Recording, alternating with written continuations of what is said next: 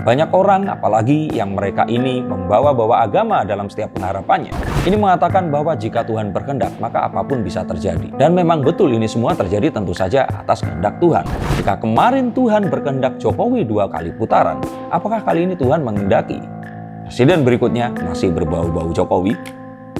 Sehingga apapun yang terjadi, pendukung Anies akan tetap mendukung Anies. Pendukung Prabowo akan tetap mendukung Prabowo, dan pendukung Ganjar akan tetap mendukung Ganjar apapun yang dialamatkan kepadanya.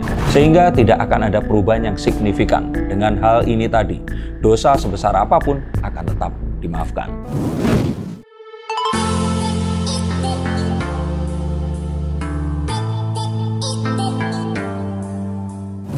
14 Februari 2024.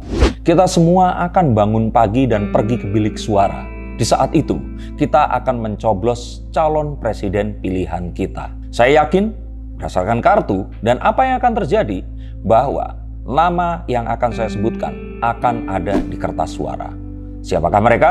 Yaitu Ganjar Pranowo, Prabowo Subianto, dan Anies Baswedan. Ini semua jika ternyata Tuhan berkehendak. Tetapi jika ternyata apapun yang terjadi tidak akan terjadi keajaiban, maka 3 nama itu yang pasti akan muncul. Siapa yang akan jadi pemenangnya? Yuk kita akan lihat menggunakan kartu-kartu saya. Mungkin kalian yang ada di sini pernah dan sering menonton acara-acara politik, pengamat-pengamat politik, dan juga para surveyor yang melakukan survei terhadap elektabilitas atas kontestasi Pilpres di 2024 nanti. Berikut ini adalah hal yang mungkin kalian semua tidak akan dapatkan, dan ini adalah sesuatu yang akan menggambarkan sesuatu yang mungkin tidak terlihat. Yang pertama, saya melihat bahwa ini semua adalah tentang emosi. Ini semua adalah tentang perasaan. Dan rasanya ini masih akan tetap sama. Maksudnya rasanya itu bukan perasaan saya, tapi rasa yang akan muncul ini masih akan tetap rasa yang muncul seperti di 2 pemilu sebelumnya. Betul sekali, seperti pemilu di 2014 dan 2019. Ini tentang Jokowi versus bukan Jokowi. Itu yang saya katakan. Mengapa seperti itu? Karena sekarang ini yang kita lihat, ini adalah semua hal yang selalu diidentikan dengan sang petahana, yaitu Joko Widodo atau Jokowi. Kita katakan bahwa Ganjar Pranowo ini adalah gambaran the next Jokowi. Karena secara sosok, partainya, pembawaan, dan juga pola komunikasinya ini sangatlah Jokowi. Nah, sedangkan Prabowo yang dulu adalah, yang penting selain Jokowi dulu adalah Prabowo, ternyata di perjalanannya ini masuk ke kubu Jokowi dan menjadi salah satu menteri dan juga pendukungnya. Nah, Anies Baswedan itu tidak akan menjadi Anies Baswedan yang sekarang jika dia tidak memposisikan sebagai anti Jokowi yang dulu sudah diposisikan dengan anti Ahok. Sehingga saya katakan sebenarnya di sini semuanya adalah tentang Jokowi. Mungkin yang memilih Mas Ganjar bukan memilih Mas Ganjar, tetapi ingin meneruskan apa yang dilakukan oleh Pak Jokowi. Nah, siapa yang memilih Prabowo adalah orang-orang yang memang akhirnya mengikuti apa yang dilakukan oleh Pak Prabowo untuk mendukung Pak Jokowi. Dan siapapun yang memilih Anies mungkin saja tidak secara langsung menyukai Anies Baswedan, melainkan memilih Mas Anies karena yang penting bukan Jokowi atau bau-bau Jokowi. Maka saya katakan bahwa ini semua tentang emosi dan tentang Jokowi. Dan jika kita tarik lagi, ini semua sebenarnya tentang, kalau jauh ke depan ya, kita katakan ini tentang Amerika dan apa yang bukan Amerika dan sekutunya. Kita tahu bahwa kemerdekaan di 1945 ini diteruskan dengan kepemimpinan Pak Soeharto yang tentu saja sangat pro Amerika. Lalu kemudian dilanjutkan oleh, kalau Pak Habibie kan meneruskan yang tersisa ya, dilanjutkan oleh Bu Mega. Yang mana kita tahu Bu Mega dan Gus Dur ini adalah percobaan Indonesia yang mencoba untuk berdiri di kaki sendiri, tapi ternyata tetap akhirnya kembali ke Amerika juga saat Pak SBY menjabat. Nah, saat Pak Jokowi ini naik, cengkraman Amerika ini mulai sedikit berkurang. Dan kita akan tahu bahwa Amerika dan sekutunya atau Barat ini mencoba untuk menguasai Indonesia lagi dengan cara menggoyang yang saat ini tidak pro Amerika. Maka kita akan tahu bahwa pemilu 2014, 2019, dan 2024 adalah tentang Amerika dan sekutunya yang menginginkan cengkramannya kembali ke Indonesia.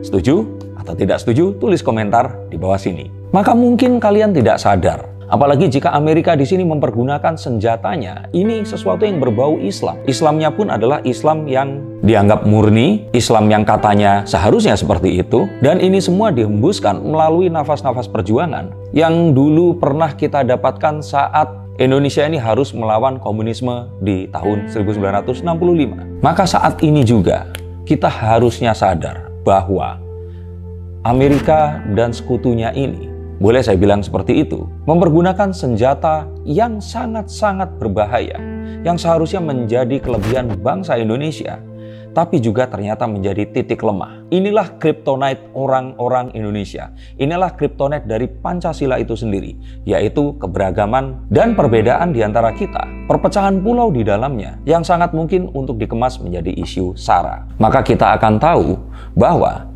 Jokowi, Prabowo, dan apapun yang berbau sekitar, bahwa kita akan menyadari jika Jokowi itu selalu diposisikan sebagai hegemoni kekuasaan orang-orang Jawa atau Pulau Jawa. Dan maka kepulauan di sekitarnya ini selalu diasosiasikan dengan yang bukan mereka. Maka kita akan tahu dan mengerti mengapa dulu Prabowo memiliki pemilih yang besar di sebagian besar Sumatera, mungkin di Kalimantan dan Sulawesi juga, dan mengapa Jokowi itu kuat di daerah Jawa, bukan Jawa Barat tentu saja. Dan kalau kita lihat Jawa Barat, masih ingat dong DITII berasal dari mana? Maka apakah ini benar-benar tentang ideologi? Saya pikir tidak.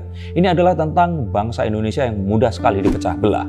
Apalagi jika dikatakan bahwa mereka datang di sini untuk mendukung kepercayaan dan juga religi mereka. Maka nanti apa yang akan terjadi? Adalah pemilunya akan terjadi 1 putaran atau 2 putaran, itu tergantung. Jika ternyata nanti Ganjar Pranowo dan Prabowo ini terpisah dalam 2 pencapresan, maka kita katakan bahwa pemilu ini bisa dipastikan akan terjadi 2 kali putaran. Mungkin tidak sesuai seperti apa yang diinginkan. Tapi jika ternyata Ganjar Pranowo dan Prabowo ini bersatu di dalam kapal yang sama, maka bisa dipastikan ini akan terjadi dalam 1 kali putaran. Dan mereka akan jadi pemenangnya. Anies Baswedan bisa dipastikan akan kehilangan suara. Mengapa seperti itu? Karena kita akan tahu bahwa pemilih Jokowi adalah pemilih Jokowi. Prabowo pun masih memiliki pemilih loyalnya. Dan Prabowo dengan apa yang dilakukannya menunjukkan bahwa dia adalah seorang negarawan sejati yang tidak mementingkan kemana dia berpihak, tapi dia menghormati konstitusi dan mendukung siapapun pemenangnya. Kita bisa katakan bahwa Prabowo adalah seorang fair player, atau seseorang yang menghormati kalah dan menang dalam sebuah pertempuran. Dan kita tidak boleh lupakan bahwa Prabowo dan Ganjar ini adalah kekuatan yang akan didukung oleh petahana. Seperti kita ketahui, Bu Mega memiliki hubungan yang dekat dengan Pak Prabowo Subianto. Sedangkan Ganjar Pranowo jelas adalah kader partai yang masih terbukti loyal hingga hari ini. Maka kita bisa katakan, meskipun pemilu dilakukan sejujur-jujurnya, kita akan tahu siapapun yang didukung petahana ini memiliki kekuatan 2 kali lipat dibandingkan oposisinya. Dan sebenarnya ini adalah sebuah kondisi yang kita sebenarnya akan tahu siapa pemenangnya. Tetapi keajaiban masih mungkin akan terjadi. Banyak orang, apalagi yang mereka ini membawa-bawa agama dalam setiap pengharapannya, ini mengatakan bahwa jika Tuhan berkehendak, maka apapun bisa terjadi. Dan memang betul ini semua terjadi tentu saja atas kehendak Tuhan. Jika kemarin Tuhan berkehendak Jokowi 2 kali putaran, apakah kali ini Tuhan menghendaki presiden berikutnya masih berbau-bau Jokowi? Maka saya katakan bahwa di atas kertas sebenarnya ini tadi yang saya katakan, kecuali terjadi senjata rahasia yang dimunculkan, satu hal yang terus kemudian dimainkan, kartu turf yang tiba-tiba dimunculkan dan merubah permainan, seperti kartu joker, wildcard, maka saya katakan bahwa pemenangnya masih tetap siapapun yang berbau Jokowi. Maka nama Ganjar Pranowo dan Prabowo ini masih akan lebih unggul dibandingkan Anies Baswedan saat ini. Tapi jika nanti terjadi hal-hal yang tidak diinginkan, akan seperti apa?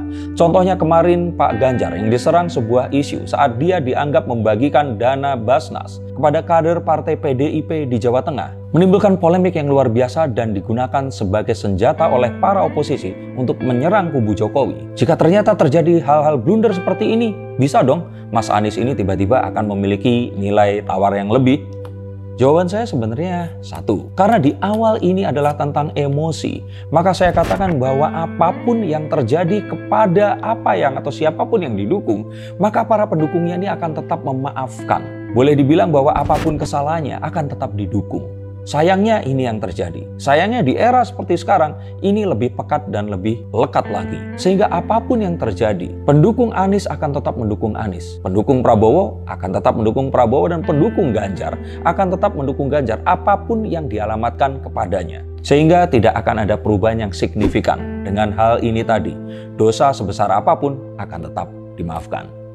Seperti yang dikatakan oleh Fahri Hamzah, bahwa pendukung Ganjar Pranowo dan pendukungnya Anies Baswedan ini itu cuman main emosi. Mungkin itu kata-kata saya, tapi apa yang dikatakannya adalah pendukung Prabowo ini lebih rasional karena menggunakan rasio. Karena terbukti Prabowo adalah seseorang yang negarawan yang fair di sini, seseorang yang memang mengedepankan persatuan bangsa dibandingkan kepentingan pribadinya. Ditunjukkan dengan beliau yang mau masuk menjadi kabinet Pak Jokowi, walaupun di 2 periode sebelumnya beliau ini menantang Pak Jokowi. Maka pemilih Mas Ganjar, pemilih Mas Anies, ini adalah orang-orang yang akan terus memaafkan. Sedangkan pemilih Pak Prabowo sebenarnya adalah pemilih yang paling rasional. Betul juga kata si Bang Fahri Hamzah ini. Tapi kita ingat apa yang terjadi dengan Donald Trump. Saat Donald Trump yang dianggap dia ini tidak akan menang, malah ternyata menjadi pemenang. Saat dia diduga mendapatkan dukungan dari peretasan, diduga juga peretasan data Facebook atau penjualan yang disangkal, yang terus kemudian data ini tadi dipergunakan untuk melawan Hillary Clinton, sehingga akhirnya membalik keadaan, menjadikan Donald Trump menjadi pemenang dan menjadi Presiden Amerika Serikat, dan menggaungkan Let's Make America Great Again-nya, yang artinya bisa saja Amerika turun tangan dengan kedikjayaannya, memberikan satu senjata rahasia kepada oposisi yang akan sangat memungkinkan mereka menjadi pemenangnya. Maka mana yang akan lebih signifikan? Darah Yaman yang mengalir dalam tubuh Mas Anies Baswedan, atau pengaruh Amerika saat beliau mengambil pasca sarjana di sana? Dan dengan sebuah sentimen bahwa ada ketakutan beliau akan mempergunakan secara tidak langsung ya. Maka meskipun ada sentimen kekhawatiran disematkannya asosiasi penggunaan politik identitas di dalam kampanyenya, saya akan tetap berharap apapun yang terjadi kita akan tahu bahwa ini adalah satu hal kecil dalam kehidupan berbangsa dan bernegara di Indonesia yang masih akan berlangsung ratusan, ribuan, bahkan jika Tuhan berkehendak mungkin ratusan ribu tahun lagi. Adalah sebuah kewajiban dan juga takdir kita untuk menjaga persatuan dan kesatuan bangsa yang memang sudah dari sananya ini berbeda-beda, memiliki keragaman yang sangat luar biasa, tinggal di daerah yang terpencar dan juga tercerai di dalamnya, untuk tetap bersatu menjaga merah putih di dada kita. Dan tidak semudah itu untuk terprovokasi dan terpecah belah karena apapun yang akan terjadi di 2024 nanti.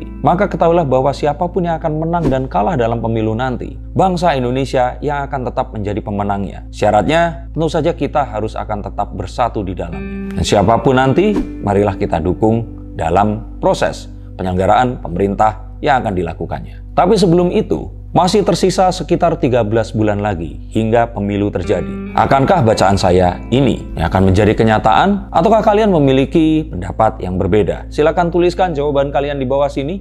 Dan menurut kalian, mengapa kalian harus memilih siapapun di antara 3 kandidat ini nanti? Saya Denny Darko, terima kasih dan sampai jumpa di bacaan yang berikutnya. Salam.